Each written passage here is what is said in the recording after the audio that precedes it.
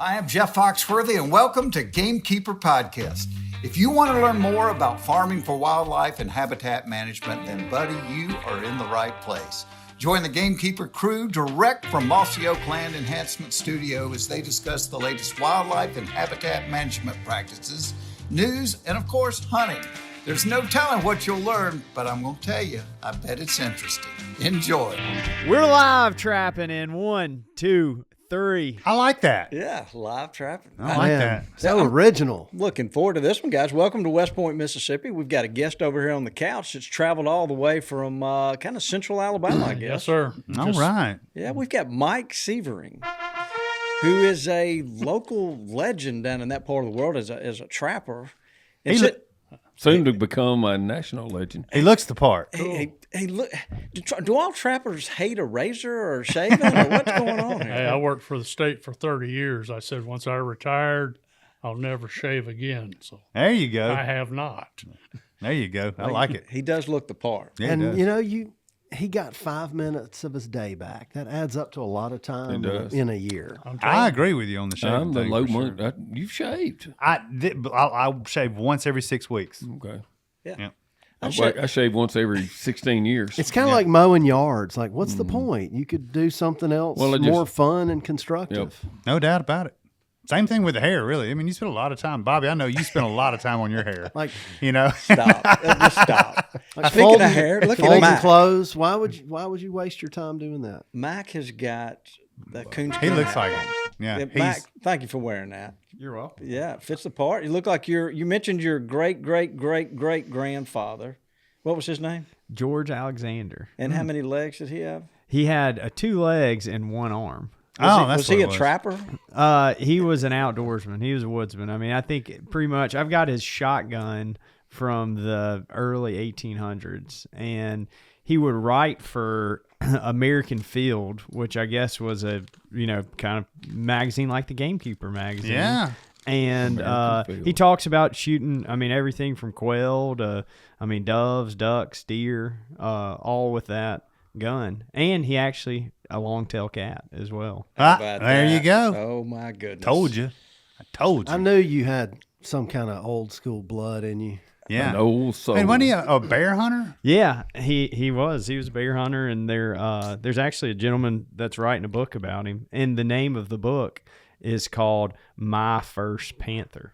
Oh. We're going to have to learn more about this. Yes, Bobby's I so intrigued. I sense a future podcast. I do too. Yeah, when he said Panther, he had me right We're there. looking for material. Be sure you get money from Bobby for rights for the book. So, look, we're looking across the room. We've also got royalty in here. We've got Bill West Point Duke. royalty, no doubt about it. Duke Traps. The premier trap company There's a bunch that of there traps is anywhere. laying Yeah, on and the right here in table. West Point with us. That's so Yeah, cool. It is very cool. Yeah. But we're just another one of them that started here. There's a lot of outdoor trade that started right here in this small You're town. exactly right. Yep. And none of them really related to one another much. We got a little stable of companies under the Mossy Oak brand, but there's several others, and they had nothing to do with each other, just randomly occurred, Yeah, it's a cool spot. It is. Yeah, a lot of hunting and fishing goes on. Yeah, it around is. here. So, guys, it is so cold. It is cold. I mean, you might say, how cold is it? Bobby, how cold is I it? saw a plumber pull his pants up. It's so Oh. cold. Getting better. That was bad. The short one-liners are much better than you going on and on, so that worked. Laney, you missed a really bad one Oh, I yesterday. bet. I hate I Yeah, missed it kind of went on and on a little bit. It went downhill from there. Everybody just got quiet. Yeah, we need the little drummer to come in. So we're going to talk trapping, and we got a lot of questions. There is a giant trap on the table. Later on, our trapper has set it up where Lanny can place his hand in this trap, and it'll go off, and he promises it won't hurt Lanny. So, Lanny, you've got that to look forward to. I'm about excited 45 about minutes. that. Well, they say, whenever something completely chops your hand off, you don't feel You don't a feel thing it. It severs the for nerves the and first all. 10 seconds. Yeah. So, Lanny, we appreciate you volunteering to be that person. Anything for you, Bobby. Yeah. You know how it is. That's Yeah. how we roll. Well, so, Mike, hang in there with us just one second. I'm good. We always do something called Blood on the Biologic this time of year. There's a lot of kids and stuff going on. And there was, well, if I can get my glasses out here. So I had a couple, there's 2 young kids. Their granddad sent in a photo of them, and it's May and Robert Hennessy. and they've killed 5 deer apiece themselves. That's not Oh, the now. picture there, but Whoa. so look, so just want to give a shout out to them. This is their first year hunting. They've done really, really well. And had one more. We had Lan Wilf a few weeks ago. His daughter, Zaylee Wilf, she killed this deer. I think it was actually a couple of days ago. Nice That's on their her first place. buck. So, Oh, yeah. good for her. Congratulations. Yeah, what a Love to beautiful- see that. Yeah, really pretty deer. And Tox, we're going to end with you. You got one you want to tell. Dudley, you got anybody? Yeah, our buddy Logan Cook, the amazing athlete, Yep. got a really good looking mature South Mississippi buck, and I just like it because they're all wearing bottomland, and he's got his 2 kids with him. So That's awesome. Yeah, that's good. Yeah, he is a big always gamekeeper. always bring the kids out for the pictures and stuff. I see him on social media a lot.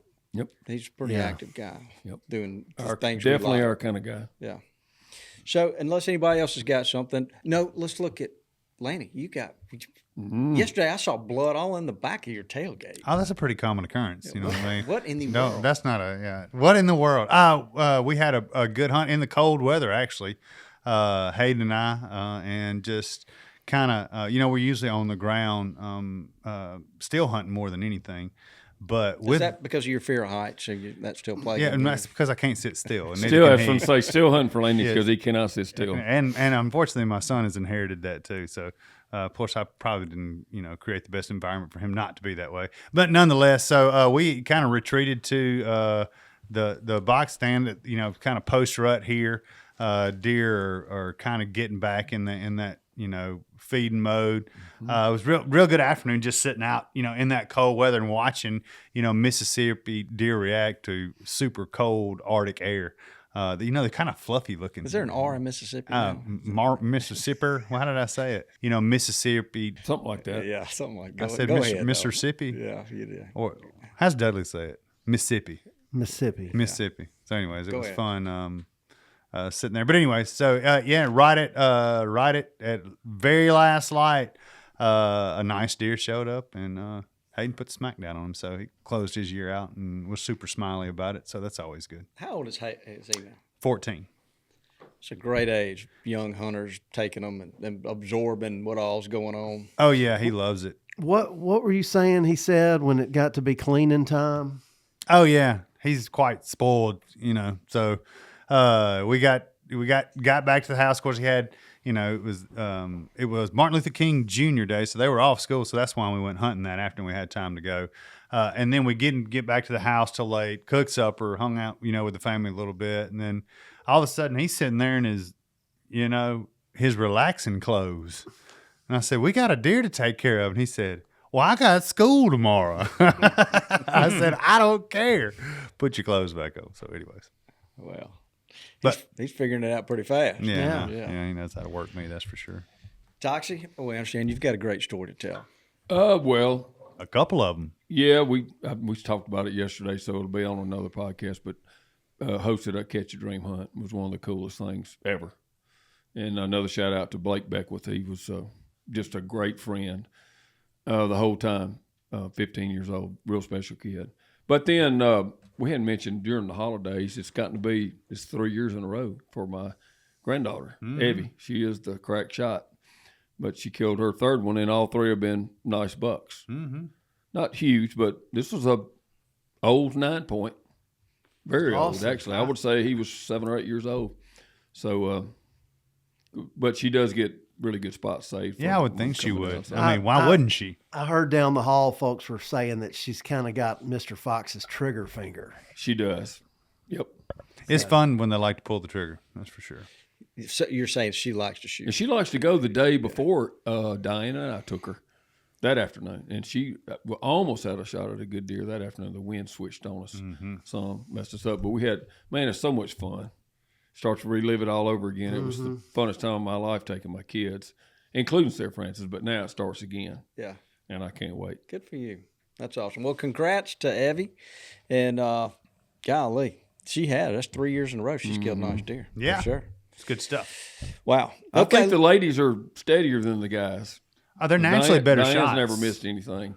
No, they're naturally I better just- shots they can because they beat don't. their I mean, shot. they're not that worried about it. They don't have Yeah. anything to prove. Yeah. And they want to do it right. I think wanna they, do it right. they care a lot, and they Yeah. want to do it right. So, And typically, also wait till the deer is turned right. Don't get rushed in the shot, and wait till the opportunity presents itself. Yep. So all right, so let's turn back around. We got the blood knocked out. We're going to look over here on the couch. These guys, we want to learn something about trapping. And I can't imagine if you can teach us what it looks like, I think we're going to learn a lot. You look like a trapper. Is that a compliment? I guess that's a compliment. Maybe. It's all an illusion. So, Mike, tell us a little bit about yourself. And you've been doing this a long time. Where are you from? How did you get started? Well, I've been trapping about 50 years now. I don't know if any of you guys are even 50 years old. I'm almost, but not yeah. quite. Okay. Yeah. I think Bill about might be 50. 50. Way down the road from that, fortunately. Started when I was in college. My granddaddy taught me some stuff. Then I was taken under the wing of a guy I was working with, and he started showing me how to land trap more. After a year of that, I kind of broke out on my own. Started running my own trap lines, going to college. Did enough of it to put myself through graduate school. Huh? Wow. That's awesome. Yeah, I was working on a horse farm at the time, taking graduate level classes and chasing red fox at night. There's probably a joke in Four-legged there foxes. somewhere. Yeah, four-legged foxes. I was, Okay, I was waiting on Bobby there. Yeah, my mind was. I know I where saw your what mind you was were going. looking at. I saw you. We went back to My the dad, Roberto ironically, days. Mr. Fox would always accuse me. He said, "Where's Toxic?" That's like when I was in college or something. He said, "Well, I think he's out deer hunting tonight." What are you talking about? Well, DEAR. Yeah. So, what would a fox bring back in the day? A lot more than it does now. Red fox, actually, this was during 78 to 82. Reds would bring $100 bill Wow. each. Oh, for What the would day. That's a be lot of in money back today's money? then. Matt, can you look that up? What's $100 in In 1972. Was that right? No, 72? 78, 78. 82. Were there coyotes back then? Where you Didn't have coyotes in Kentucky at the time. No, sir. They gradually moved into that country after I left, and they're eat up with coyotes right now, like everywhere else. Yeah, we often say we all are. Yeah, It's worth about $494 Man, I'd get after him for that. yeah. Yeah. in today's dollar bill. Well, So- I'll tell you what's interesting. When you look at it historically, some of the prices of pelts, you go back into the 1800s, back to like 1840, when you're talking about the mountain men and they're trapping beaver. A beaver hide at that time out there, say 1825, 1830, the actual value then at that time was $1,000. Wow. Right now, beavers aren't worth a heck of a lot here. Try to see what that is in today's terms. $1,000 for a beaver in 1840? Yeah, I mean, you could take a beaver hide and they related it to what they were buying. Mm-hmm. You know, they were buying wool blankets, they were buying food, they were buying traps, shot, steel, you know, everything they needed to survive for a year. They could get 50 pounds of coffee, they could get 10 wool blankets, they could get jackets, wool hats, all for one beaver hide. Man, You want to know this one? a bunch is what so it is. $1,000 in 1840 is worth $36,000 today. Mm. Yep. I would gracious. get on the beaver trail for sure for that. So a guy might catch, I don't know, 10 or 12 beaver. You could become wealthy trapping beavers back then. It sounds like. If you could survive long enough. Mm-hmm. That was the real stuff back Who's then. paying that much for them? There were several companies out there. The Hudson Bay Company was primarily one of them. Rocky Mountain Fur Company. John Jacob Astor made his fortune off of fur. I didn't know if y'all knew that or not. No, I didn't know that. Yeah. Yep. So a beaver, didn't they use their hair to make like a felt hat material out of? Yeah, and they still do today. Okay. You know, right now there's the market on beaver is fairly low. It's what they have is what's termed a hatter beaver market. You can take the hide itself and they'll shear it, cut the long guard hairs off. They're after that under fur. They'll put it through some kind of a chemical process, print it out into like blankets or like felt, and they make their hats out of them. So like cowboy hats is what Yeah, you're Yeah, and they're they're- real How about that? popular They right press 'em, now, yeah. primarily. And the market's stimulated, I think, by a lot of TV shows that are on right Yellowstone. now. Exactly. Yep. Oh, what's his name? Rip. Remember, Back to the Future made us all want to go buy skateboards. Remember that? Yeah, I wanted a DeLorean. I didn't want a skateboard. Yeah, that's interesting how that worked out. That is interesting. Well, when you kind of think about it, some of these like actors that are wearing some of these cowboy hats through the years and are speaking out against our industry, the outdoor, the hunting. They're in Got a their beaver own on their way. head. They're wearing a beaver on their head. They're contributing to it. Yeah, I mean, you can look at any quality hat, say a Stetson or a Resistol or a Bailey. You look on the hat band itself, it'll have a series of X's in there, running 3X to 10X or 30X. The higher the X value, the more pure it is beaver, and the higher in value it is. Interesting. Maybe Not know that. maybe our television show will help make coonskin caps popular. Yeah. With Mac modeling one. Now. I tell you what, now's the time to wear one out there.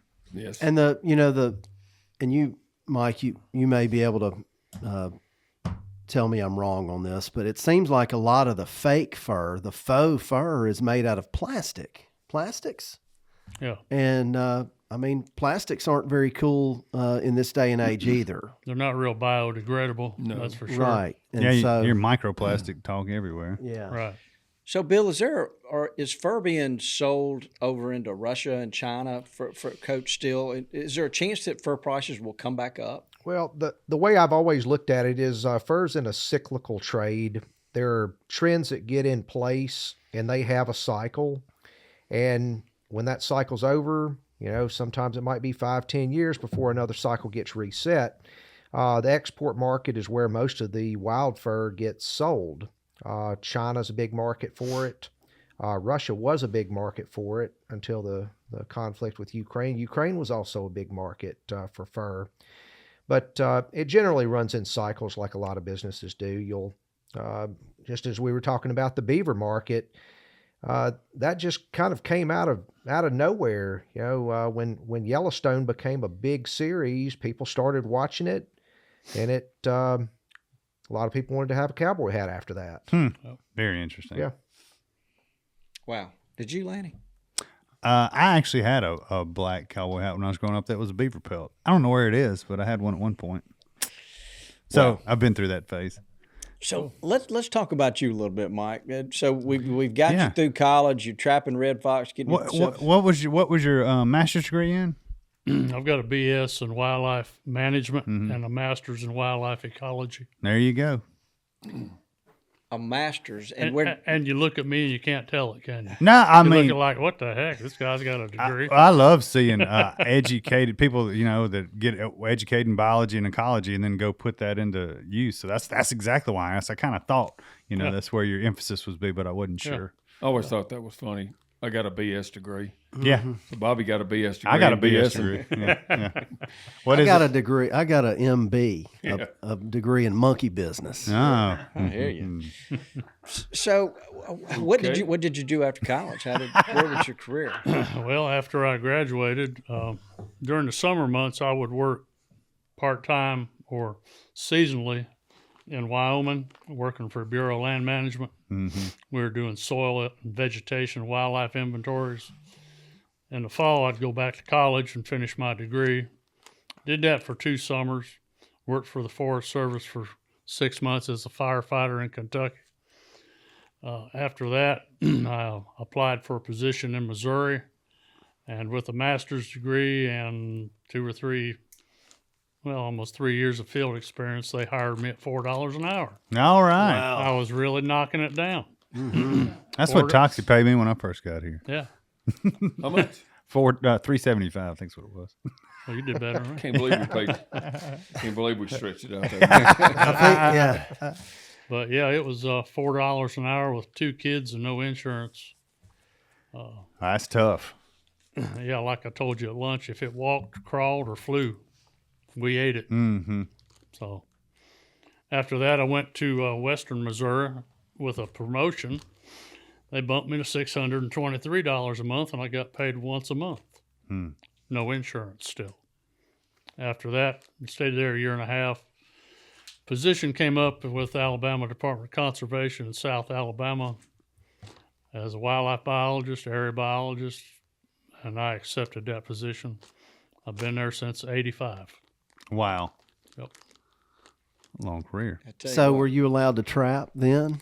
No. Okay, yeah, we talked about this during lunch, but that'd be an interesting addition. Well, the way the law was set up in Alabama at that time, and it's changed, you got to remember during the 70s and 80s, prices were high and everybody was trapping. Everybody, including your grandma, if she could set a piece of steel in the ground, she was out catching stuff. What happened with a lot of conservation officers and other biologists over there, they were trapping. They were trapping out of state vehicles. Ethics violation.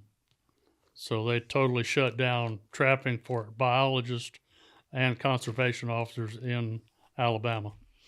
They just reinstated that about probably about 15 years ago, maybe. Interesting. You know, in my opinion, what that did, it made a biologist unable to do his job. He could not relate management strategies to landowners that needed assistance. Trapping, as you all know, it's a sound management practice, and it needs to be instituted on every piece of property we have. So, yeah, and I guess the issue probably came with the game wardens and trucks riding around doing it. It was. I mean, they were buying fur, trapping fur. Not only the officers, the biologists, a lot of guys were doing it, and they just put an end to it. See these people? When the clock strikes 5, it's not the end. It's just the beginning. They have to do these things. They have to do those things. Enter the all-new LS Tractor MT2 and MT2E, a relentless force of innovation. Redesigned with a new hood and cab built for comfort and visibility, with enhanced lifting capacity to get the job done. Making these people the ones everyone else calls those people. Visit your local LS Tractor dealer today. Mike, what do you think is where was trapping then? And let's look at its arc as to where it is now. And maybe arc isn't the right word because I don't think it's quite maybe as popular as it was back then. But and then when you look in the future, where are you seeing this go? Well, what I'm seeing is, like Bill was talking about, it's a cyclic market. Fur goes up, fur goes down. The thing people have to understand is North American fur does not stay here. Probably 80 to 90% of it goes to the European continent or to Russia or China. They used to be our biggest buyers, Russia in particular. And tell me if I'm wrong, Bill, but I think they were probably the biggest buyers of raccoons, weren't they? Well, I think in the finished garment, they are a big customer for raccoons, but the majority of it now, I think, goes to China, and it goes into making a lot of different garments that get used in China, and then probably in turn get moved into Russia as well. Sure. Yeah, Korea was they used to get a bunch of stuff too. Right. Yeah. But what I have seen is a resurgence. It's not because of the monetary value of the pelts itself. More landowners, because of programs like y'all do and what you push, are getting involved in. Good. They want to take care of their properties. They want to take care of their game animals. And let's face it, too many coyotes is a bad thing. Too many beavers is a bad thing. So if you took a snapshot of today and you went back to 1985 when you you landed here in Alabama and started doing some trap, do we have more? We probably have more coyotes, but do we have more beavers? Do we have more foxes? Do we have more raccoons? Yeah, we have more everything. Yeah. Everything. Yeah, I was going to ask that. Yep.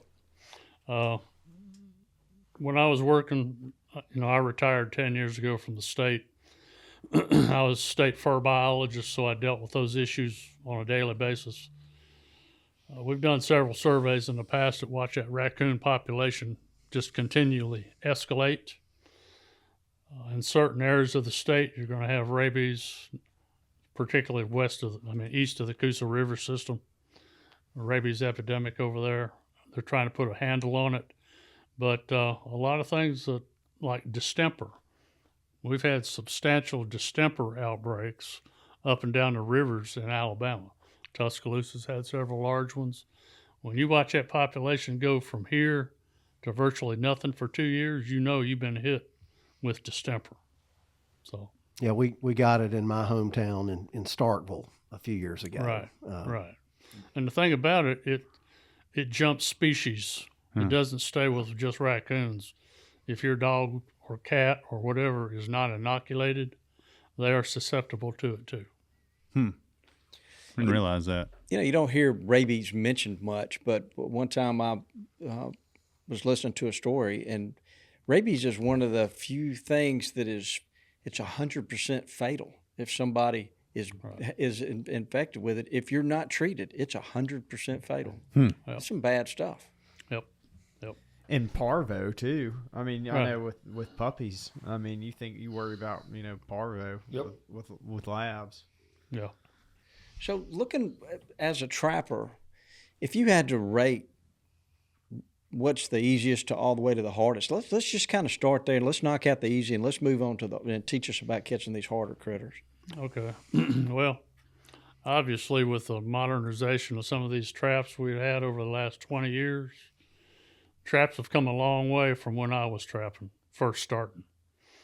These traps today are more efficient, they're more user-friendly, and they're more animal-friendly, I guess you could call it.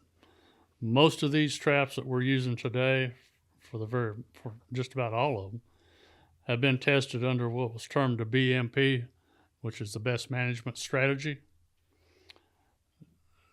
Every trap was tested according to species. In Alabama, we tested foot restraining devices for a gray fox. The way that would work, the animal was caught, we would record the type of trap, location, barometric pressure, all the scientific stuff. The animal was euthanized, sent to the University of Wyoming, and necropsies were conducted on them to find out what kind of damage that particular trap did to that animal, whether it was vascular, neurological, all the way up to amputation. Each trap was rated a score from 0 to 10, 0 being no damage, amputation being number 10. From that point on, they've just developed a lot of stuff. It's more efficient for the animal. What I always hear from an anti is these traps are inhumane. They maim, mutilate, and kill animals. The new ones today are not that way. Yeah. A lot of this stuff that's set, it's not the trap's fault. It's the guy setting the trap. He don't know what he's doing. He don't know where to set it, how to set it. That makes a difference. Well, talk to us about that. Okay. Well, can I get that trap No, right? 100%. Please. Can y'all hear me? Yes, sir. Okay. This is one that Bill and them came up with. This is a DP or a dog-proof trap. Yep. Is it painted white for a reason? Yes. This is just me. This is my personal preference. Okay. When Bill and them sell these things, they're brown, aren't they? They are. Brown or green? Yep, they're brown. They're easy to set. I mean, you don't need any special tool to set one of these things. That trap's set that quick. All it does is set in the ground. Raccoon, always using their hands or fingers, just like possums and skunks. You put bait down in this thing and bait out in front of it, eventually he's going to put his little fingers down in there. This particular trap has got what I term a pull trigger. Some of them come out where it's a pull or push trigger. My preference, and this is just me, I like a pull trigger because I want that animal, I want to catch him right here by the wrist. I do not want to catch him by the fingers. With a push type trigger, you get a lot of finger catches. This one, he's caught right here. Now, the reason I painted it white like I was referring to Bill, they come out brown out of the box. I paint all mine white if I'm on private land. It's a visual attractant. Uh-huh. It's a visual attractant. Like a big marshmallow sitting there or something. Exactly. Yeah. So you're using his senses of sight and smell against him. Mm-hmm. You got the bait, you got the visual attractant. He's going to come and investigate it. One thing I will say, over the years, I've looked at these things. White traps, what I have seen, get more catches. They're more effective, more efficient. The other thing is, how efficient do you think these traps are? How many raccoons do you catch with one hand? How many do you catch with two hands? Over the years, what I've seen is 50% of the raccoons I catch, I've got both front feet in this trap. Huh. They're just greedy. They're naturally greedy little animals. When they pull the trigger, the only thing that holds it is that piece of wire right there. Mm-hmm. Again, we don't have to kill everything we catch. If it's a small coon, they can be released. Personally, I don't release coons I was hoping not. because they are nest predators. It's hard, It's hard for me That's to a tough one. Yeah. visualize a empty, eggs laying everywhere. I have to, Right. Got to That's go. exactly I can't right. cull them. Yeah. Now, can I talk some more about this? Yes, sir. Yeah, please. You'll notice I've got a cable on the end of this one. This one is designed where you can put an earth anchor or drive it in the ground or a stake and hold it. That's great. The reason I do these, I do a lot of classes with kids in Alabama, and we can talk about that a little bit. But when I'm running and gunning, I don't have time to drag around a bunch of rebar and drive it in the ground and hold that coon. I can develop these cables, make it so that this end is to be opened up. Okay. It goes around the tree, Rack back through. and your tree is your anchor. So just a simple loop, but it's like a sliding loop. Yeah, that's all it is. Yeah, I was showing that to Bobby the other day on some of my foothold traps where it's Yeah. just convenient to wrap it loop style around a tree. Oh, Yeah. that's what we do It all is. the time now. We don't even, almost all of them. And we're by his snares. Yeah. They work great. Yeah. Just almost like that. You can slide out a big loop, run the trap through it, go around, just put it around a little sapling or, Yeah. That's why I get the long snares too, because there's plenty of lead to get around something. You know, and having them white probably makes it easier to see when you come back by on your bike or on foot the next day. It does. It does.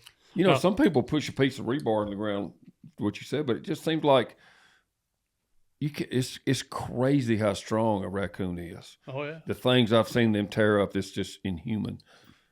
Just like a superhero strength. And so I can't believe they couldn't pull them out of the ground, actually.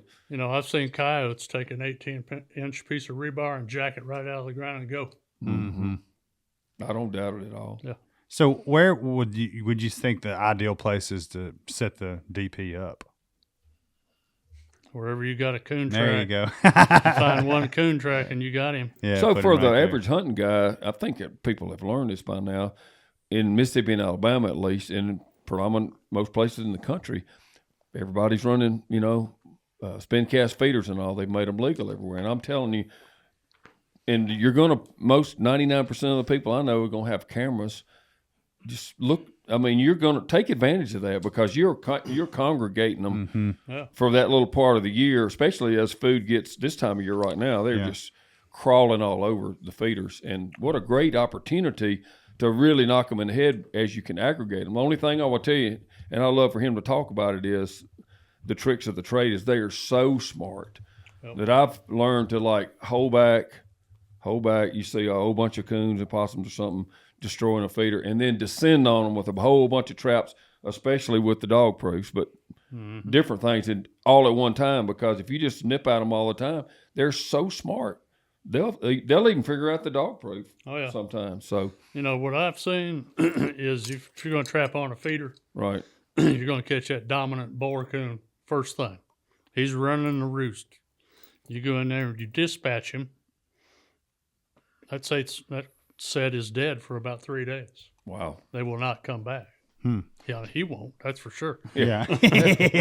But what you do then is you trap the trails coming into the feeder. Right.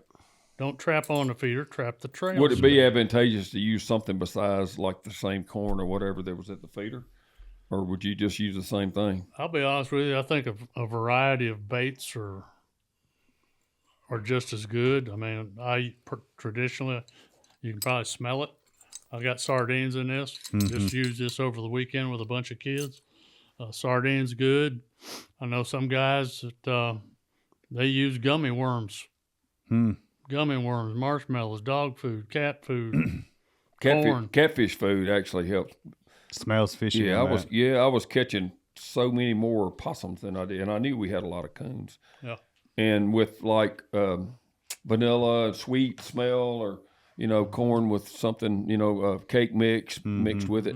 And so I started adding, because the catfish food has that fishy smell.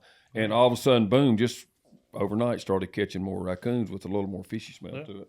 Well, you can find you an old empty Gatorade bottle, fill it 2/3 of the way with shell corn, go to Walmart or any grocery store and get you some vanilla extract. Yep, exactly. Pour it in there and give it that sweet smell. They're all over it.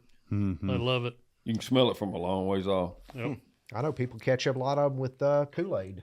Mix a little Kool-Aid in with whatever bait you're using. You got multiple things working. They come to it. Yep. Let me say this. When you're using a cable like this, you can run into what's termed an entanglement issue. If there's a bunch of vines and stuff, they're going to get tangled up in that. That's when the animal hurts himself. It's not the trap's fault. You as the trapper made the mistake. You put it in a place that caused that to happen. So when you set a trap, I don't care if it's this or a foothold or a conibear trap, think about what you're doing. Think about what the end result's going to be. What's going to be inside the radius between that cable and foot in the trap. Sure. Yeah. It's very important. I mean, we're not out there to hurt these animals. We're out there to regulate a population and control our natural resources. Well, you've got a pivot on the base of the trap, and then you've got a swivel built into the chain. So that's two things that can spin to keep. Well, that's like on some of those 550s over there, those foothold traps. They're center base swiveled, which is great. It's got 3 swivel points on it? I believe it does, yep. When I do one, I always add extra chain. I'll put 5 or 6 swivels on it. That minimizes the damage to the animal. He doesn't suffer. He's just there. You just hold him. A lot of swivels. Yeah. Well, I mean, in my learning, you can just about count on them making a mess out of anything you don't think about ahead of time. Even if, like the live box traps, I mean. Oh, yeah. If you leave them and don't check back pretty soon, next thing you know, they'll make such a big mess. They'll rake. It looks like a ditch all the way around it where they rake everything in. And if they roll it over, then the door can come up. Yeah. That's correct. Yeah. So, So ethically or legally, does a guy need to check these traps within 24 hours? By state law in Alabama, foothold traps have to be checked every 24 hours, and I'm sure it's the same way here in Mississippi.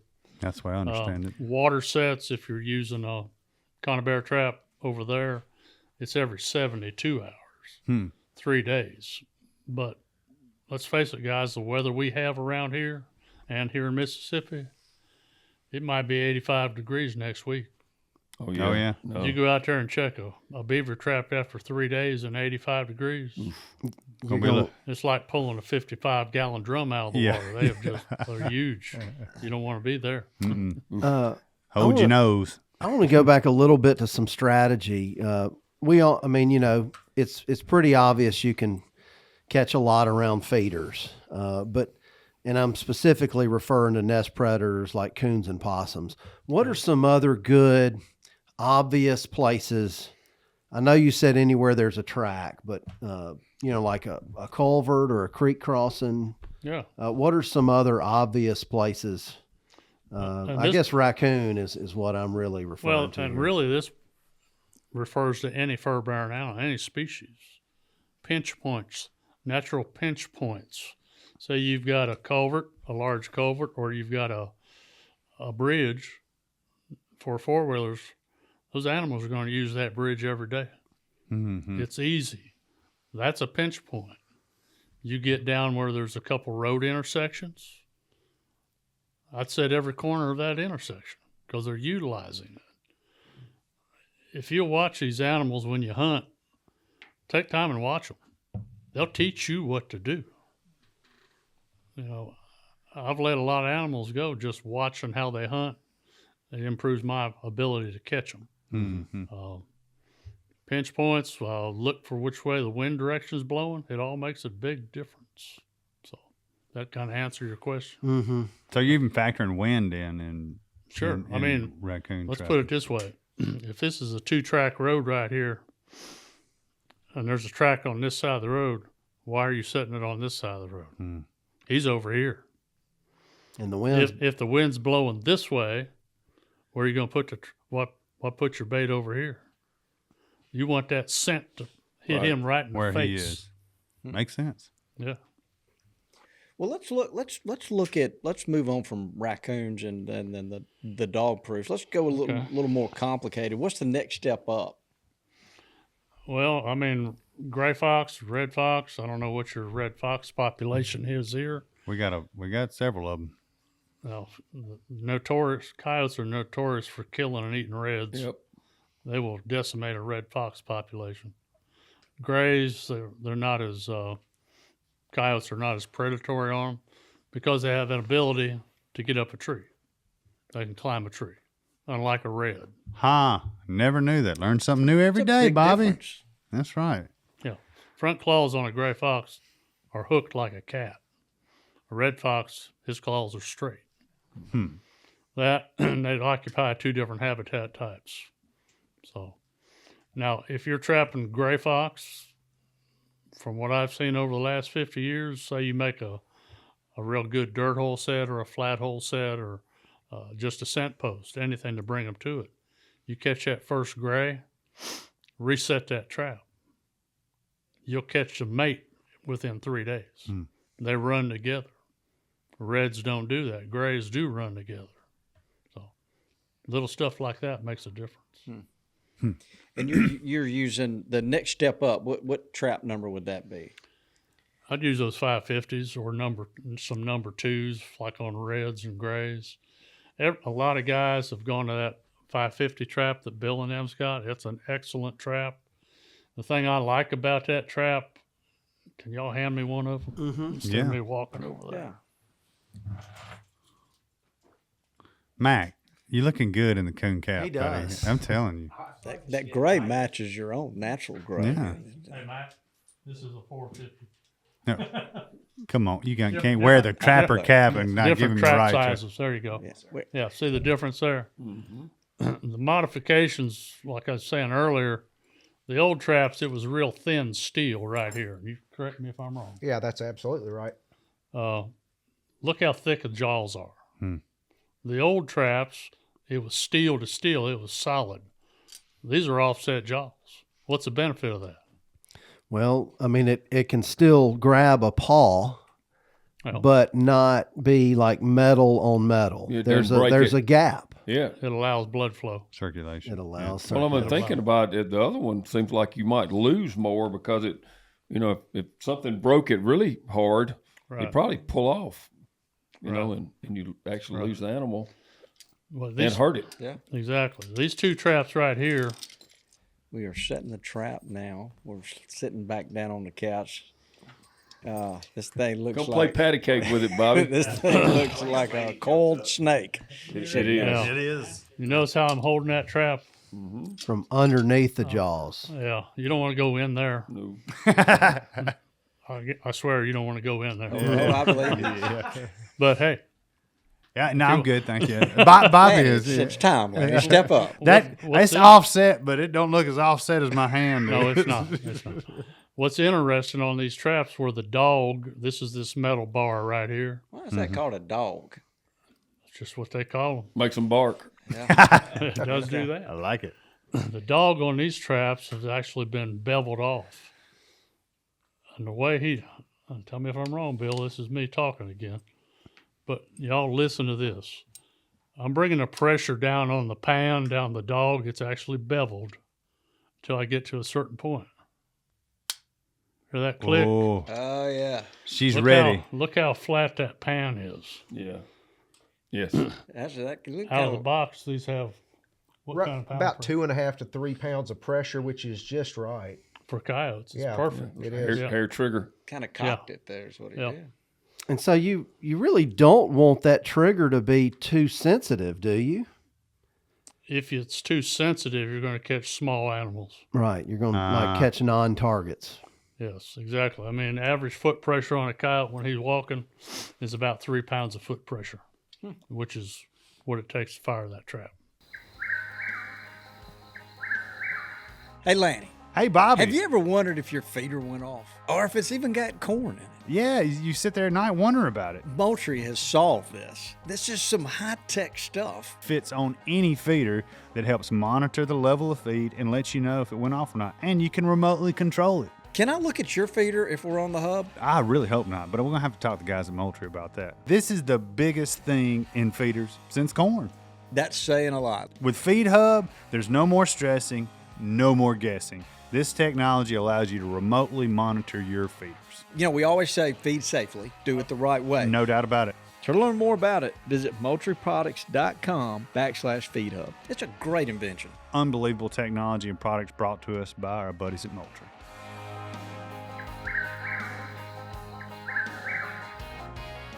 Nosler is known for their bullets, and now they're making suppressors. Nosler suppressors are made for hunting. Adding a Nosler suppressor to your rifle will make you a quieter, more accurate, and more effective hunter. Protect your hearing and disturb less game with a Nosler suppressor. The time to hunt quiet is now. Learn more at nosler.com. So, Bill, do y'all have like these CAD machines? How are y'all engineering this stuff? Well, these type traps, because they've got a wider holding surface and that straight and level, it's engineered to be exactly 2.5 to 3 pounds. If it's a higher angle, it would be a greater amount that it would take. If it was a lower angle of engagement, it would be less weight that it would take to set it off. That's the concept of using a trap like this. That it's a very precise one. And seriously, this type trap is just so easy on the animal, and it's a trap that is easy on the trapper to even get started using. That's why they sell so well. Mm-hmm. Now, you going to bury that trap or just leave it laying out? No, it would be buried. You're going to dig a hole about that deep, set the whole thing down in, bed it. The problem with when you're setting a trap, if that trap's not bedded correctly, that animal comes up and he just hits the perimeter of it, and it does that. It'll wobble It on moves under his feet. He's gone. Right. Either that or he'll dig it up, find out what it is. And he will not fire it. He'll dig it up and it'll be sitting there just like that. Have you ever, when you're doing, both of y'all, when y'all was holding my breath when y'all were passing that thing back and forth, have you ever accidentally had one go off and kept? Oh, yeah.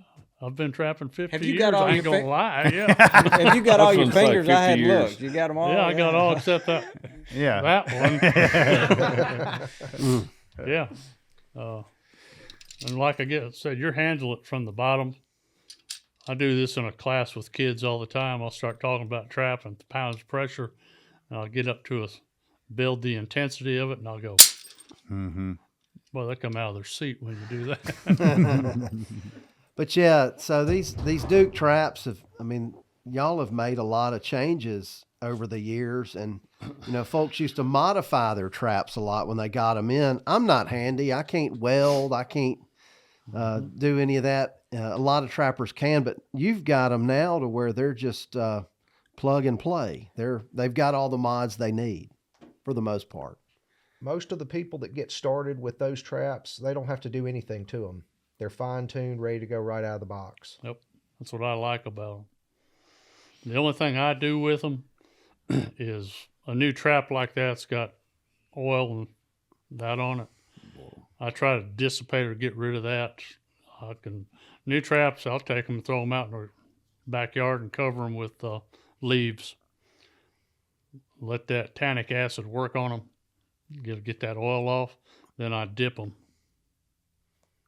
in a variety of different things. The reason you dip them is to protect them. It's an investment. Those are investments How long will one of those traps last? forever Yeah. if you take care of it. Longer than you will. Yeah. So you're getting the oil off just for scent? So the dye would adhere to it. Okay. Well, I've heard of people boiling them. Yeah, You know, but I you guess can boil them. and that's just getting whatever all scent off of it. I'm sure. Yeah. Seems like I remember that they would, even after they'd been working a while, they ever so often gather everything up and boil them again. Yep. I mean, if an animal's worked that trap, he's chewed on it, he's got blood on it. That other animal's going to smell that. Mm-hmm. You got to redo your trap. It just seems, I mean, it also seems like a tradition. You know, every year before is. trapping season starts, you go out to your trapping shed and Get all your stuff know, out. and you know, he says he dyes them. Some people may wax them. You just have your little traditions that you do, and it gets you prepared, just like what we do for deer season. You know, It is. It's exactly like that. And it's a tradition. You're right. Nowadays, modern times, there's all kinds of dips that have been developed. The way I learned was what my granddaddy told me. Go out in the yard and find a black walnut tree. Black walnut holes. They'll dye a trap that quick, and they're free. mm-hmm. Didn't there like a homemade herbicide or whatever out of black walnuts holes? Jug loan. I got you. Yeah, that's a substance they produce that's like a natural herbicide. So certain plants can't grow around a walnut. Mm-hmm. Interesting. I know they have a strong odor, Mm-hmm. but it would be probably a great cover Oh, yeah. odor to any human odor too, because it's pretty strong. So I would think that most of our guys listening to this are probably not specifically targeting a fox, a gray fox, or a red fox. They're just trying to catch a predator, fox, coyote, bobcat. So, is there a set that you could put out that might catch all three? I would say a bread and butter set for those species would be a dirt hole set. Dirt hole, you're going to dig and put the trap down. It'll be bedded. It'll literally be covered. When you put that trap in the ground, up under the pan, you're going to have to put something under there. What I always use is batting material, like you'll buy a bag of it at Walmart. I'll take that batting material and shove up under that pan. The reason I do that, when you're shaking that dirt stuff out, if a rock or a stick gets under that pan, It's not going to go down and that set. trap, that trap's So not gonna batting work. is like insulation for blankets. Yeah, Yeah. yeah, Do you exactly. stuff it under there and leave it, or you just ease it back out? No, I'll leave it. Okay. I'll leave it. Some guys take screen wire and put over it. Some guys take a garbage bag and put over it. Right. There's a variety of different ways to do it. But back to the dirt hole, all that is, you're emulating where an animal has dug and tried to bury something. You're digging back at, say there's a clump of sod right here. You're going to dig at a 45-degree angle back here. The trap's going to be here. In front of it. You put your bait and lure down in the hole. I usually use a bait plus a urine to attract them to it. The trick is this. When you're looking at it from the top view, say the hole's right here, where's the trap going to go? Does the trap go right in line with the hole, or does the trap go offset, left, right? Offset left, right. Exactly. Why? Because their feet aren't in the middle of their body. That's exactly right. Common sense. Are they right-footed or left-footed? Depends on where you put the trap. And by species, it depends on how far back you move it. If you're after a cat, cats and gray fox tend to get right on that hole as close as they can with their feet. Coyotes and reds tend to stand back. So if I wanted a coyote or a red fox, I'd come back probably 7 to 8 inches and offset 3. That way, if I set it to the right, I'm going to get a right front foot catch. Mm-hmm. And then what would that setting be on a cat? I got 7 and 3. Yeah. What would be, Cat would be right up at the hole right at the hole. because they're going to sit there right at the hole. But not in the middle, just off to the side, just a little bit. Yep. Same thing. Yep. So it's really best to have a species in mind most of the time when you're setting these traps. Yeah. I mean, there's another set you can do. I used to use it and used it last weekend. Just a blind set. You got a major trail where animals are running that trail, blind set it. Go ahead and set your trap in the middle of the trail. Cover it, make it look natural like the trap's not even there. Come back, find out where the pan's at, and I always offset from here to here. The pan's right here. Right here, I'll put stepping sticks. Those animals will come up, take a half a step. Traditionally, when they take that half a step, it's the distance between my thumb and my little finger. Half a step is dead on that pan. So you're putting obstacles to force the animal to step in a certain place. You can do that with briars. You can do it with rocks. You can do it with stepping sticks. Yeah, you're making him do what you want him to do. Yeah. Interesting. Fascinating. It just the more I talk to you, the more it sounds like it. We just need to use our common sense when you're setting traps. Think about, how far an animal steps. I mean, it would be the same as, like a kid walking on a sidewalk trying to avoid the cracks. You just have to, you have to think like an animal. Yeah. Well, that and get down at his level and see what he's looking at. Yeah. Because it's a world of difference between where you're standing and where he's at. So if you show up at a guy's place to trap, is there certain thing you look at a map and you go, okay, tell me where the main road is. Tell me what are you looking for to set traps? Pinch points, primarily geographic or man-made pinch points. And that's where the animals are going to concentrate to go to one location or another. So like walking around the corner of a pond dam, maybe. Mm-hmm. I was thinking Beaver Dam Crossing. Well, exactly. It's like on pond dams, otters, and beavers. They've traditionally got a crawl over. It's slick. He's using that thing every day. I'd set a beaver trap or an otter trap there. So when you're creating these dirt hole sets and you're burying this, I've seen they'll actually take a wire screen and kind of sift dirt over the top of it. Yeah. Do you do that? I mean, can you just put leaves over them, or does it really need to be? Some guys do. Yeah. I always sift dirt over it. Just sift dirt over it until it. And another thing I'll do, particularly in weather like we have right now, cold. Like I said, I grew up trapping in Kentucky. I trapped in snow up there. Yes, sir. I always would get me some peat moss. Go buy a bale of peat moss at a store somewhere, a feed store. Take it in the middle of the summer, spread it out on a tarp, let the sun cook it. It's good and dry. Pack it up. You got fresh dirt all year long. That peat moss, especially on frozen ground, you lay a layer of that peat down, then put your trap, then a layer of peat, and then just a thin coat of dirt. That thing will fire every time. It won't freeze to the ground because of that peat moss. It's from cooking it down. It's so dry and hydrophobic that it doesn't soak up moisture that easily. That's the right. peat Tends to float. Yep. Interesting stuff. Fascinating. That's good stuff. Toxie, have you, when you were younger, did you trap much? No, I did not. Not real young, no. Although I lived in the country. Yeah. And blazed the trail. I did not trap until 20s. We grew up trying to trap rabbits, for eating. I mean, we'd make traps for it, but never really after nest predators and stuff. Dr. George Hurst at Mississippi State was one of the real pioneers. Although, and then Dr. Dan Speak at Auburn, I remember the stuff he did when I was a little kid. I was around him a little bit where I grew up hunting, and so they were some of the first people I remember talking about.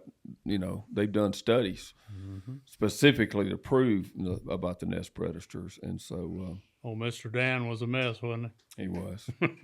Good guy. He was. I mean, it just seems like so fun. The majority of us, myself included, do a lot of deer hunting, a lot of turkey hunting, and this is just so different and so fun. You know, it's kind of like setting a trot line or saltwater fishing. You know, you're just going to these new areas. You're not sitting in the same place all the time. You're not 100% sure what's going to be around the corner when you check that trap.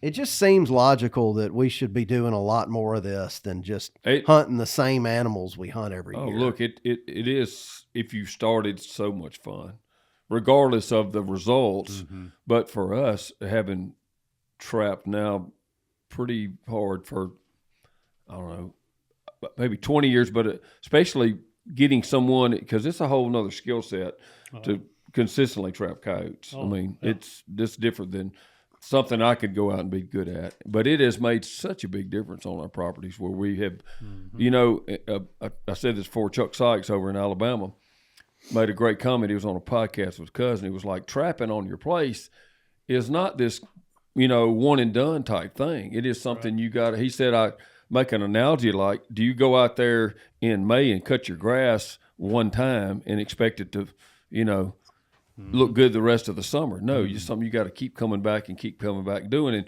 will you get an instant gratification from the place overnight? Well, it might, you know, you might have a better hatch that year, but consistently over time, Glenn Garner Glenn Garner runs all of Jeff Foxworthy's farm. He is a brilliant trapper, and look at their place. He's been trapping, I guess, probably 20 years now. Yeah, there, and he just constantly putting. I've noticed that our one place that we've trapped consistently and brought in a guy's really good every year is that our neighbors, a guy bought a place next to us, and he had someone do like a thermal drone census, and they had all kind of coyotes on their place. We don't even see them. We're right across the road, and I just think, you tell me, they're so smart, and this guy's hit them so hard and trapped them now for like 5 or 6 straight years.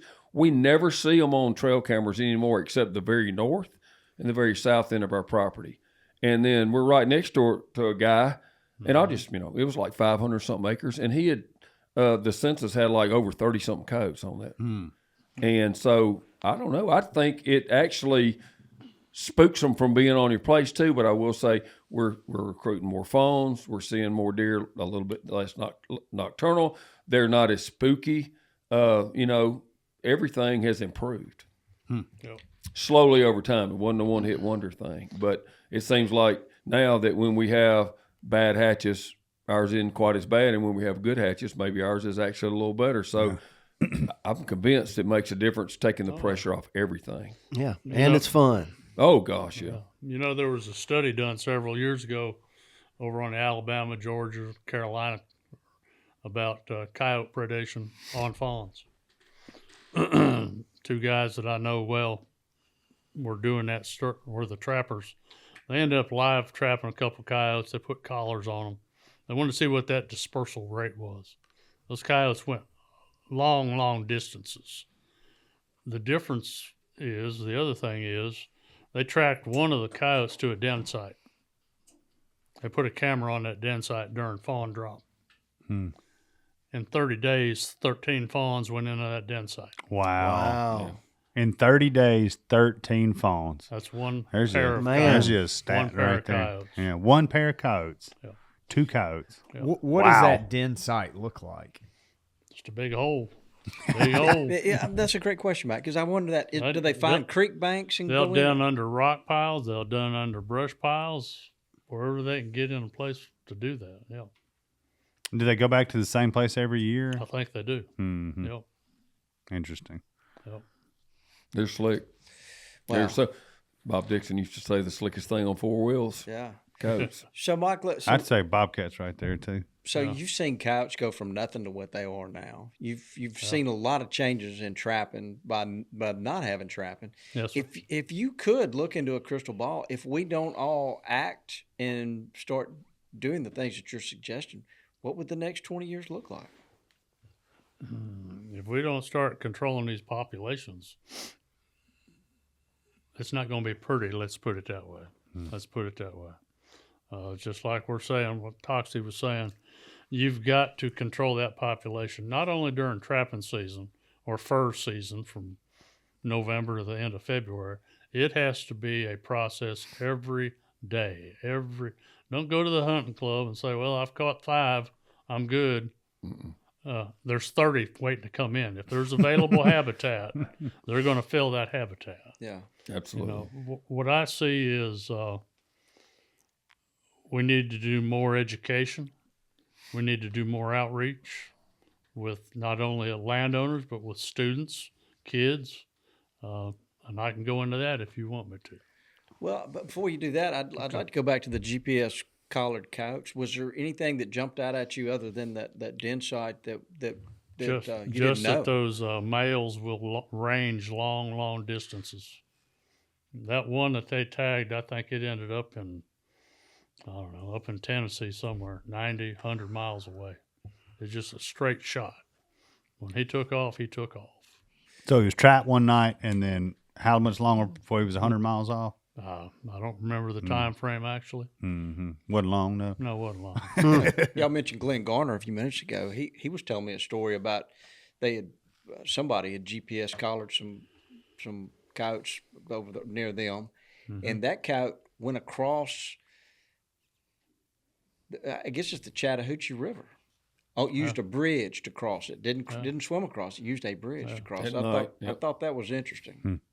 You know, when I was in Missouri on the river, on the Mississippi, I've seen that river freeze solid in the wintertime. Probably now. Yeah. Coyotes, there's no barrier for a coyote. He runs over there, he's gone. So if you remove a few coyotes from a place, it's just a matter of time. There's going to be a few more going to pop right back in there. For sure. Available habitat. Yeah. Wow. Mike, you look like you got something. Yeah, I'm curious about beavers. I mean, because everybody wants to manage, a brim pond or a bass pond, and I mean beavers can really do some damage on that. Just what are some tips that you have for catching beavers? Find those slides. These 330 body grip traps are the ticket. I mean, they'll kill a beaver in a heartbeat. They're designed to kill, break their necks. I will say this. If you've never used one, you need to be educated. Because you don't want to be educated by that thing getting on you. No, you might be caught in that beaver run for a little while. I had a friend of mine get caught both hands in a Belial beaver trap. Ooh. Just at dark. Yeah. He's lucky he didn't wire himself off before he did that. He had to walk out of the swamp with the trap on his hand. Couldn't get to his car keys. Oh, wow. Walked back through the swamp to somebody's house, and they got the trap off of him. Oh, man. Wow. That young man had trapped a lot. Yeah. He just got in a hurry. Takes one little mistake. And look, I had this experience this year. A new piece of property, and there was some old culverts in it, and I was cleaning them out and ran my hand in there. And guess what was in there? Yeah. Old conibear. Sure was. Oh, did you wear it out? No. I saw it. Oh. Thank goodness. Woo. Yeah, I was just, I stuck. didn't hear about that. Yeah, sure did. Yeah. Do you ever catch much it's like, I'm just going to say it, somebody's dog? Does that Incidental happen? catch. And how do you deal with that situation? Well, by law, over where I'm at, you have to carry a choke stick with you. Choke stick, choke the animal down. I've caught a few dogs when I was young. Where's the piece? Yeah. So far, I haven't caught any lately, Yeah. but I'm more cautious in the areas that I go. It's like I told my class last weekend. I said, if you go set a trap and you look around and you see the neighbor's dog up there, why are you setting it there? Mm-hmm. That don't make any sense. If it doesn't feel right, don't do it. Yeah. I've had situations where I'd be on a management area with a bunch of wildlife students, set a beaver trap, and I'd look up at the road and I'm saying, I know they'll be in here in the morning duck hunting with a beaver trap. I said, I catch that guy's lab, I'm ruined. Mm-hmm. He's ruined. He's not going to have a good day. I'd take that trap out and start all over. Yeah. If it doesn't feel right, don't put it there. Mm-hmm. Again, common sense, guys. That's all there is. Never thought about that around. Well, that's the Yeah, great especially thing around about that the call. dog. What a great name too, the dog proofs. Yeah. Yeah. If and that's not a coyote trap, but for especially the nest predators, Toxie, you have no issues. I remember a spring 10 years ago or so. Didn't Gus get tangled up Yeah, in a a beaver snare. snare? He did.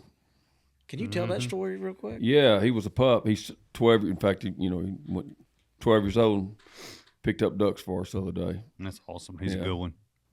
He's been my dog of a lifetime, likely. I don't want to talk about him. He's 12. But he was a pup. He was a year and 3 months maybe, and we were all at turkey camp.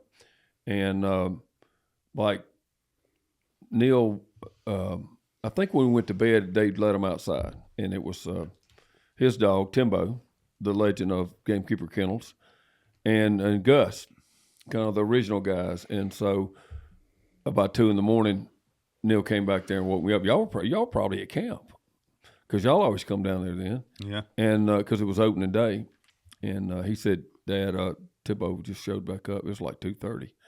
He said Timbo showed back up, but Gus didn't. So I got up and panicked, and of course, and we looked. Honestly, I was going to take Daniel with me that morning, so we just went and rode, not hunting, but calling and whistling and calling and looking and calling. By noon, there was an all-out search. We're down there with the Hollies. Peggy'd had a picture of Gus, put it up on, gone into town, put his, reward for finding dog, all this stuff. Everybody's riding everywhere. No Gus. So we're go all the way through. That was a Friday night. So Saturday on to the night, Greg Briggs' son was getting married, and they were down at about 40 minutes away at the old Circle M Ranch. Y'all know where that is too. Mm-hmm. So we go there, and I'd never forget, and I'm looking at David Hawley on the phone, and he does his finger like that, come here. And so he had a flip phone back then. He was talking like this too, and he hung up. He said, I got good news and bad news. I said, what? He said, I think we found Gus. And so the football coach, he had a beaver snare. Mm-hmm. And so he said that the night before, about 2:00 in the morning, this is a mile and something through the woods, not even down the road from where we were staying. But at 2:00, he looked out, he heard something. He looked out in the yard of these 2 dogs, a red one and a yellow one, which is those 2 dogs for sure. And said he tried to call them, and they took off running back that way. Well, it wasn't 20 minutes later when Neil saw Timbo back at the camp. And so that must have been what happened to Gus. So he went out there to check his beaver snare, and there was Gus. And so I just got the message. He's caught in a beaver snare. He's not dead, but it's really bad and all this. What had happened is my Uncle Bud went over there when he heard about it to check on it because they were all worked up over my dog. And so he started barking at them and stuff. Anyway, when I got the message, we went straight there, suit clothes on and everything, went straight to the guy's house. He told us where it rode around, and Diane was sitting there with me, man. I was just, oh my gosh. I was getting ready to take him to the vet school. They said, at first they said it was around his leg. And then as I got there, I got another call. No, it's around his head. And I was like, there's no way, Anyway, so I get out, and I can see him in the lights, and he's kind of got his hair on the back of his neck, what's going on? And I hollered, Gus, and he heard me, and he knew it was me. And I was like, all of a sudden I realized he's going to try to run to me, and it hadn't choked him yet, which I don't know how. And so I went running to him and got my hand under the noose right when he started jumping up. But he'd been there almost 24 hours. And so only thing I can say is he's really smart. But Mr. Gibson had chained him on a choke collar and a lead because that's why they choked. That's what saved him. And so that's what saved him, because when he had that, he never jumped out and put that pressure on it for almost 24. I can't believe he lived through that. Thank goodness. No doubt about it. And so, man, I start crying thinking I got my hand under that wire and just peeled it back, and he came out from under there, and he jumped on Diane and started licking her and everything. He was proud to see I was y'all. just so sure he was injured so bad, but nothing. I mean, not a scratch on him. A lot of snares now have a stopper. I can't remember the lingo for it, but a lot of states require you to have like a stopper built into it to where it can't close all the way. Yeah, it just depends on what you're trying to catch. So you got to get pretty small to hold a beaver's neck, I would think. So yeah. Anyway, a miracle. Yes. Man, that was teamwork right there. Left the wedding, I can just see you hauling it out. Oh my gosh. Oh yeah. freak out, but Yeah. for sure. Well, I just, what I envisioned, you can only imagine, Oh yeah. Yeah. what I expected. And Gus wouldn't let anybody else come No, approach him. mm-mm. How about that? He was barking at the strangers, evidently. Yeah. And so they thought it was choking him, but it wasn't. It was tight, but it wasn't choking him. Yeah. It's a Thank good goodness. story. Oh, my gosh. Well, Miracle. so it does happen. And as an ethical trapper, you need to be able to get that animal out of the trap. And that's part of that checking them every 24 hours, et cetera, et cetera. That's right. Exactly. It's like over in Alabama. I'm not sure what the law here is on snares. Snares over there cannot be set except in water. You cannot set them on dry land in Alabama. And it was because of the dog hunting issues in the past. Oh, I bet. Yeah. Yep. That makes sense. Yeah. So. Yeah. Bill, as your company, Duke Traps, y'all are a worldwide company, but you've got your pulse on the trapping, what's going on in the trapping world. Do you see a surge in interest in young people? Mike's already mentioned that older guys are like Toxie, older guys are starting to kind of get into it. Now, much older guys. But what do you, kind of nationally, what do y'all feel? Yeah, we're seeing more of a trend of the general outdoor public getting involved in trapping because they see that assisting with their passion. If they're a turkey hunter, they're seeing the benefits. If they're a deer hunter, they're seeing the benefits, or even upland bird hunter too. They see the benefits trapping provides. And, the natural mechanism for keeping animals in control, population control, would have been, a fur market that remains strong, and you've got a lot of interest that way. But in the absence of that, people have to do something to make that work. We talked about this a lot. And of course, the one thing you don't have traps for here that is a big issue, probably the biggest of all, is the wild hog, the feral hog. There's just crippling what they do to wildlife and habitat. But our point from all that is, I hate to say I hate them because they're a wild animal God created, and I shouldn't. But they're so destructive, and they don't have any checks and balances in nature. They really don't, unless some kind of crazy disease comes through. And I think there's probably not a lot of checks and balances on coyotes. I wouldn't think, not much. Just rabies and parvo. Yeah, so from a predation standpoint, Do they get heartworms like? But what I was getting at, they don't have a predator per se. The ones that are in that position can make everything get out of balance. And my point, a little wordy here, but we're just trying to at least go back and achieve some balance to your place, instead of letting it completely get taken over by something that has no predator, at all. Mac, you raising your hand. Yeah, so speaking of the checks and balances, so I saw recently where Colorado released its second wave of wolves, and it was about 15 wolves. And I'm just curious, as a conservationist, trapper, outdoorsman, what your thoughts are on that, Mr. Mike? Well, I look at it historically. Look back at what the release of wolves in the Yellowstone did. What was the impact of that population on elk, the elk herd? What was the population, or what was the impact on local ranchers and farmers?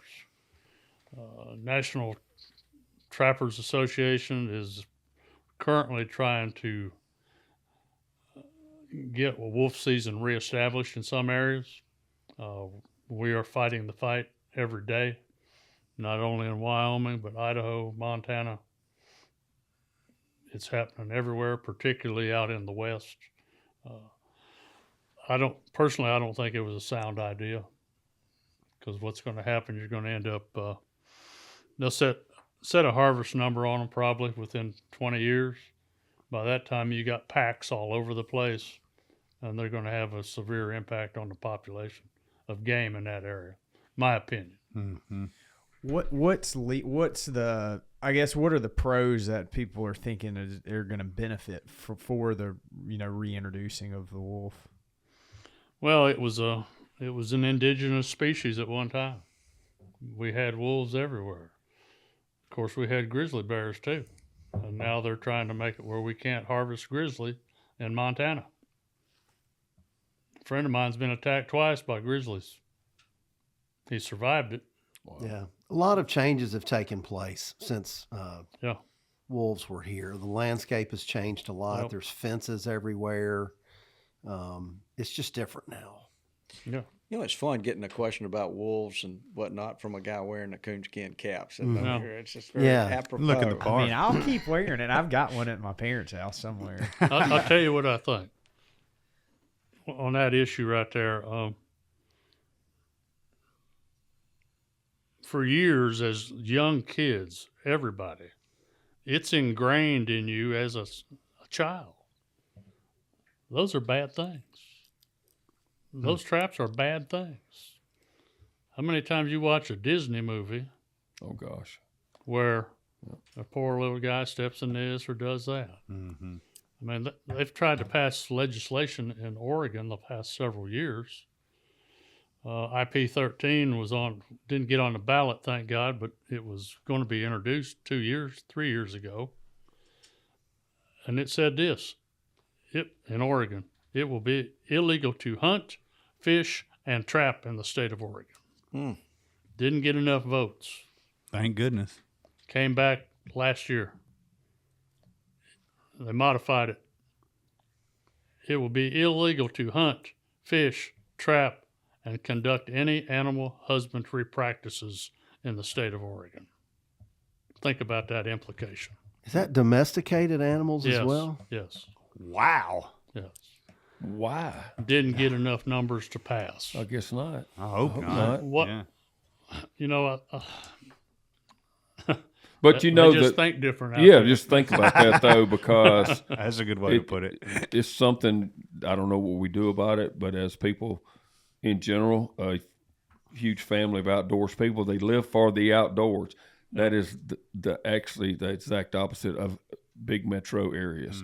right. But then the big metro, I think about how, like the state of California is quote unquote so liberal, which is largely anti-hunting, Yep. but if you take out like 3 or 4 metro areas, the majority of the state geographically are more conservative. Yeah. Sure. More Well, I was rural. getting at it, but then they vote hugely, Democratic or liberal. Yep. And I was getting at you. The point is, in the future, we better watch out for people have no idea about nature, Yep. actually changing the laws against what's best for nature because they live there, they have no idea. Yep. And so, if the metro area of a particular state outweighs the population, it's a risk we'll have. And so, Yep. I just hope Yeah. we should, more than anything, more than any issue in the world of laws and politics, we should be working together on Mother Nature.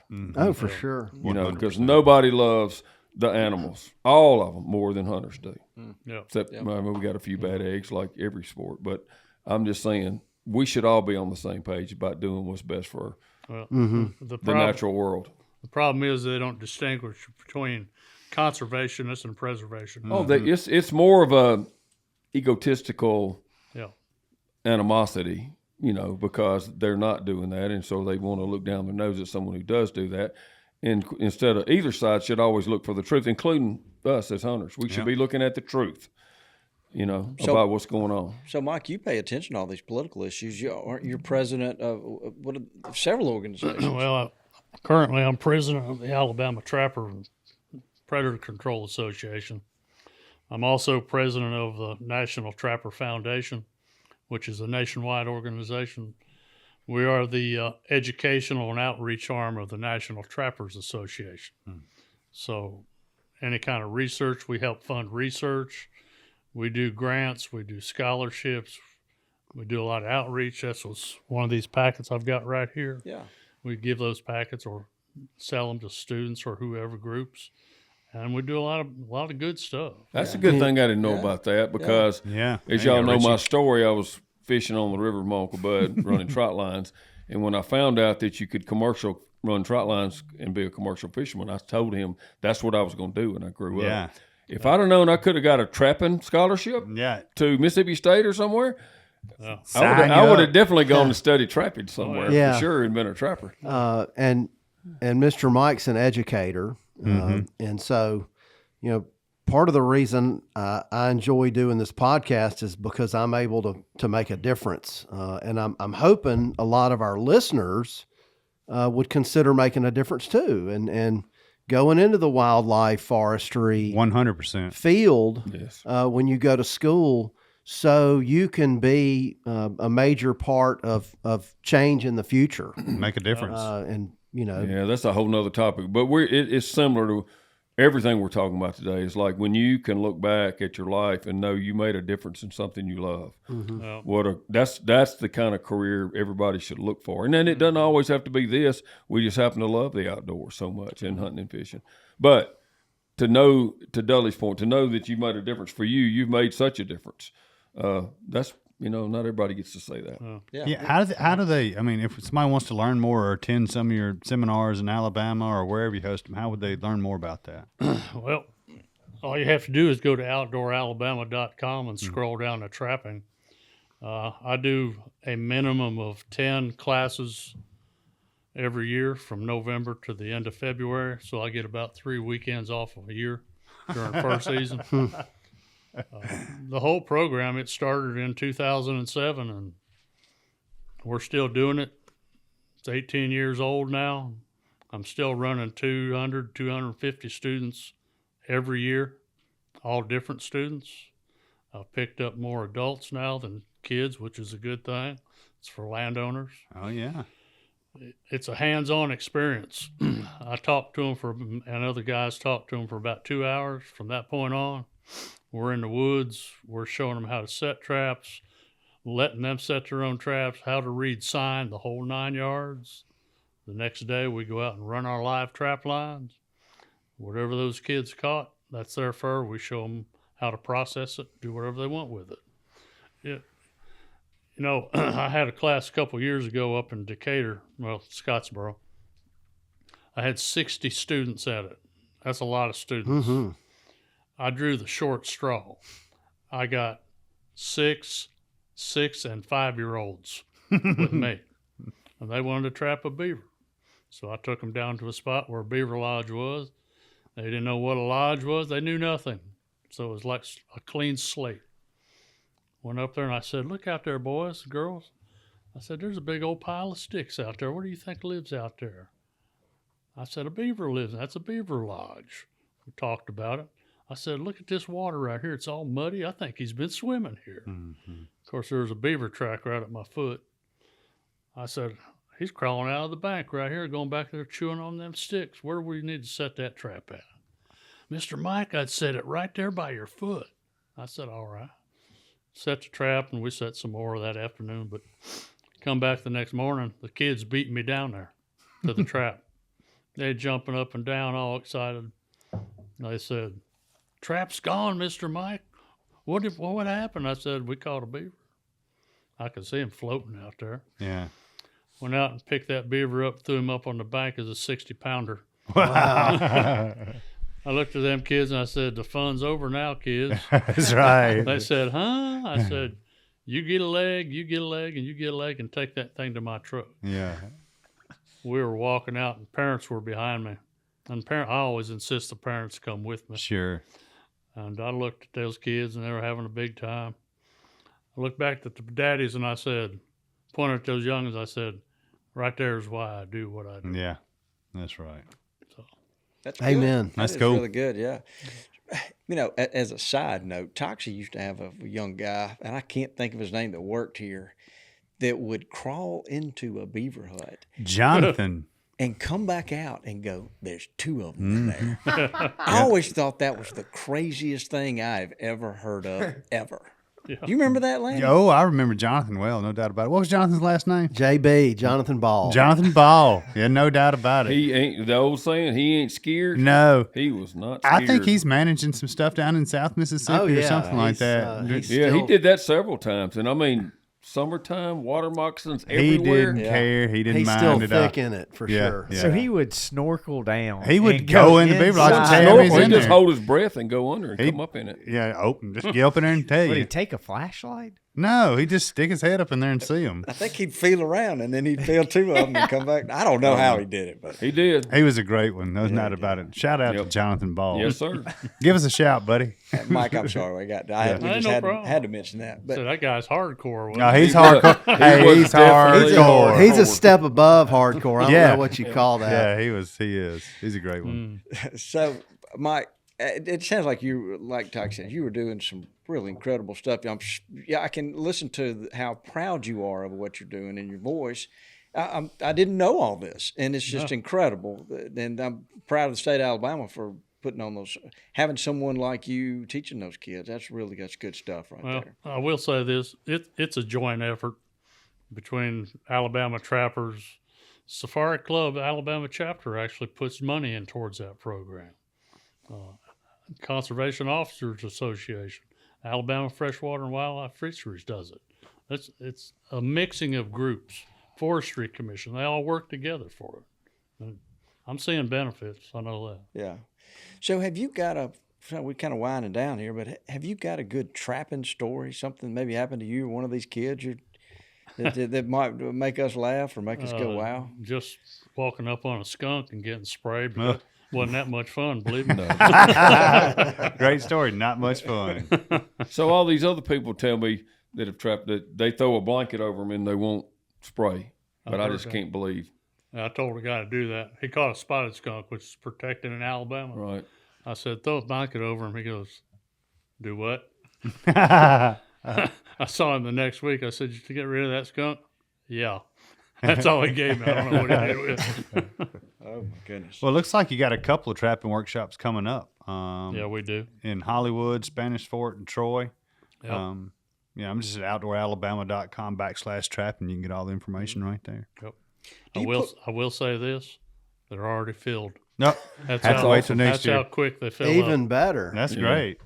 That is great. So maybe next year. Yeah. Starting in November, it looks like. Yeah. Just a quick question going back to these. I think a lot of guys are catching raccoons. Are you putting a solo cup or a Campbell's food? If you know it's going to rain and you're running your traps, are you putting a cover over it? No. Let it rain. Yeah. That smell, the sardine smell, that fishy, oily smell, it's going to be there anyway. So you just drop one sardine on that dog proof, just one sardine down in there. I mix it up. Oh, okay. I'll put some in and I'll put some on the lip and I'll put some on the ground. Mm-hmm. Give him a taste and he'll want more. All right. Yeah. I never thought about them being greedy, but they kind of are. Oh, they are greedy. No doubt about it. Yeah. Mike, you got anything? What have we not asked? You got one? Richie, you got something? Richie. Wake up, Richie. Out of all your years of trapping, have you ever seen or trapped a long-tailed cat? Oh, I love this question. I plead the fifth on that. Let's ask that a little different, and we can use this as a teaser. Now, pay attention, That was Richie. what my thoughts were. Yeah. Have you ever seen a long-tailed cat? Yes, I have seen one. Yes, and let's marinate on that just a minute, Laney. He's saying he's seen one. Oh, I believe him. Where did you see In one? Wyoming. Oh, okay. When I was working. Now, Richie, that will make a teaser right there. That's how you do it. Thanks, Bob. Pay attention to me, son. My one and only cougar sighting was in Wyoming. Yep. I didn't see a cougar, but Well, that's a whole nother podcast. that always comes up. I'm sure you get asked a lot about it. After 30 years with the state, yeah, I get that. Used to get that all the time. Yeah. Black ones, brown ones, in town, out of town. I've got a buddy who just recently passed away. I bet you know him, Barry Smith, big hunter, worked for the state of Alabama a long time. But he said it is almost always an otter. Exactly. That people see. The way that Yep. bite way they run, Yeah. that long tail. You'll see them And they get big too. Not me, but yes. You see them crossing a wide open field, and you'll swear it's a cat, but it's an otter. And they'll cross barren ground. I mean, I've seen otters cross pine thickets. No water around. They're just coming through.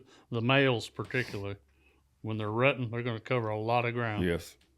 I've seen them on those creeks just going Yep. as far as you can see coming, and then bow hunting, on the edge of a creek, and then out of sight, just never check up, just on out of sight in the same direction, just going. Now, I will say this. I did see a video of one time in Alabama. I did too. Someone was on a TV show and filming a deer hunt. They were in some pines. They had a little strip of somebody we know, I think, Bobby. But anyway, they were videoing, I think, the daughter, but I saw it too. I bet that's who he's talking. And it was, sure enough, it was some sort of small Black Panther thing. Is that what No, you this wasn't wasn't black. This was a brown one. This was, The one I this saw was brown. This one was, I think this one was black. Tell us what Can't you remember. What I saw, or what I think I saw. What did you thought? What Well, first off, the film was shot on Highway 31 as you're crossing the old bridge going into Montgomery. So that's not exactly conducive to mountain lion habitat. No. It would be conducive if you've had a captive cat and you turned him loose. Right. A lot of people used to carry all kinds of animals. Mm-hmm. They'd have them in pens, wolves, mountain lions. There's a place over in Gadsden, that lady's got leopards and panthers, black panthers from South America. That stuff's out there, and people get tired of them. They get tired of feeding them, and they turn them loose. I did see a skull of one time. It came out of Crenshaw County, Alabama. The guy showed it to me. He said he found it in a swamp. I said, that's a cougar. That's a mountain lion, no doubt about it. I said, but that's a captive animal, or was. He said, how can you tell? I said, look at the skull itself. I said, on that ridge on the top of his head, that's the sagittal crest. Of course. Technically saying. That's what I thought it was. Then you, Of course it was. Anyway, it had all kinds of bone spurs sticking off of it. The teeth were all busted out of it. I said, that cat's been in captivity. You watch a cat, you watch a bear, what's he do? In a pen, he's back and forth, Walking back and forth. He's rubbing his head against that fence, and it causes those bone spurs. Now, the teeth, obviously, from chewing the fence, fighting the fence. I remember as a young one, there was a guy that had a mountain lion had it chained up in his yard, in close to Verona in Tupelo, outside of Tupelo, and the cat during the day would get up on his roof and sun and lay there, and we'd ride by and look at it. Wow, Yep. that's pretty bizarre. Mm-hmm. Well, Lanny, lucky for you, Rob, our attorney, has advised me not to let you put your hand in that. Oh, trap. well, unfortunately. That we could have some legal action. I have We to might tell you even- how much I like Rob. Rob's a great guy. Yeah, he's saying we might lose our liquor license if we do. No, we don't want to do that. All right, why don't we let's look over here at Mike. We've got a trivia question. That we put All together. right.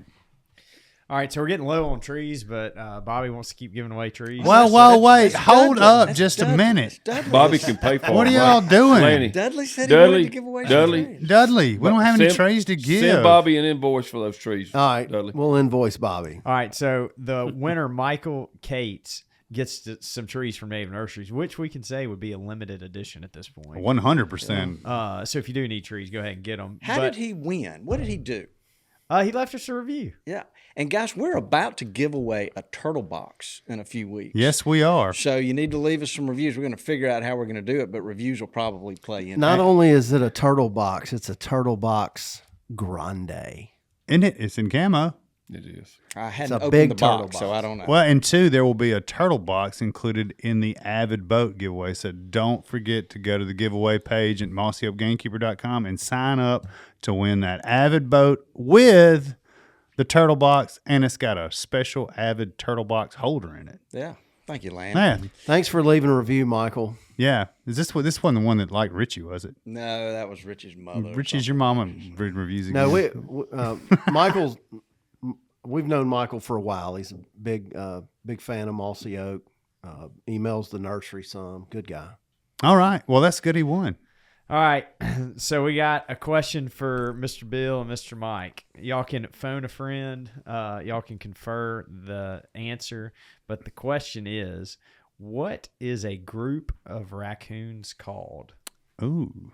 Now, while you're marinating on that, we have learned that there's just there's these oddities that Yeah. people call groups of things. A murder of crows. Isn't it the group of pelicans is a Commodore. Commodore, yeah. Commodore There's group of pelicans. Lots of odd names like that. And so And then we're trying to. The armadillo. We better. We not might use that one. We might use the Yeah. armadillo. So That's a really good one. Possums was A passel. A passel. Passel Of possums. Murder of crows. Commodore of A pelicans. drove of turkeys. Drove of turkeys. A wake of buzzards. Oh, a wake of buzzards. Yeah. I'm going to guess.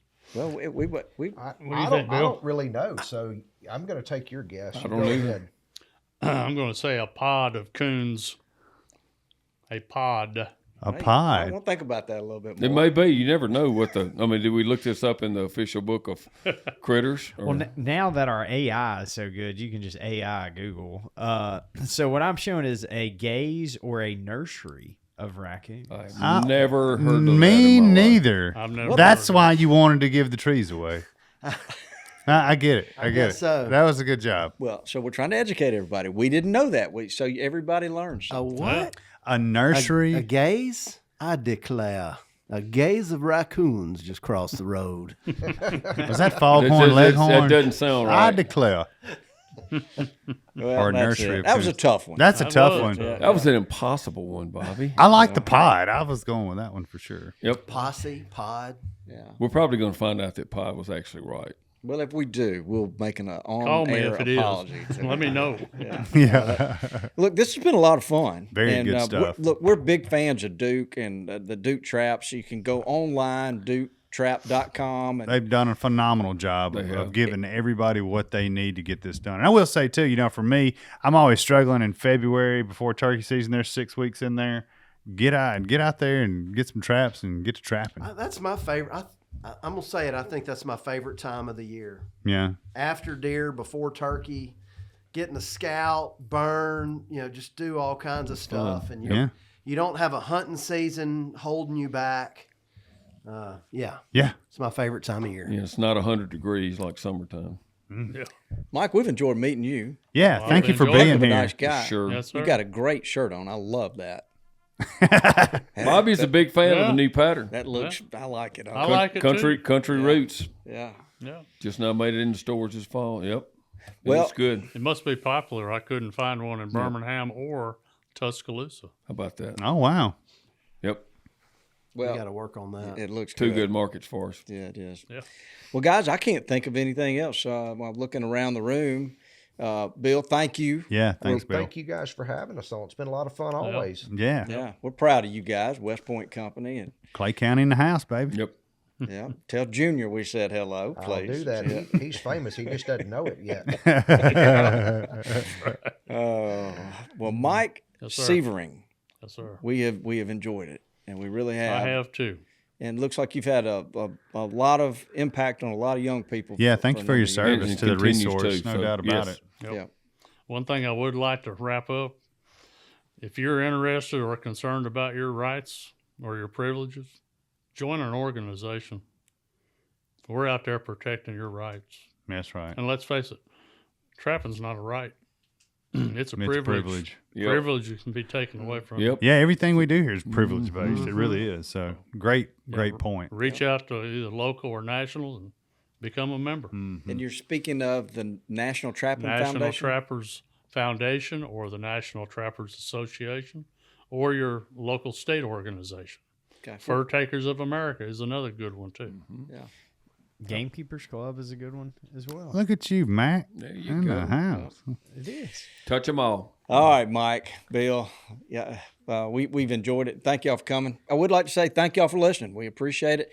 And the television show is now on the Sportsman's Channel Sunday nights. I think 9 o'clock for the next 6 months. Is that not Is right? that Rich? Central Standard Time? That is. It's 10 Eastern, so it's 9 Central. Okay, cool. Yeah. See the way I did that. I see how you did that. All right, Mike. I make this look a lot easier than it is. I'm just glad it was He does. All right. Why don't you say goodbye, Dudley? Goodbye, Dudley. Get us out of here, Richie. Thanks for tuning in to this week's episode of the Gamekeeper Podcast. And be sure to tune in again. Subscribe to Gamekeeper Farming for Wildlife magazine and don't miss the Mossy Oak Properties Fistful of Dirt podcast with my good buddy, Ronnie Cuz Strickland.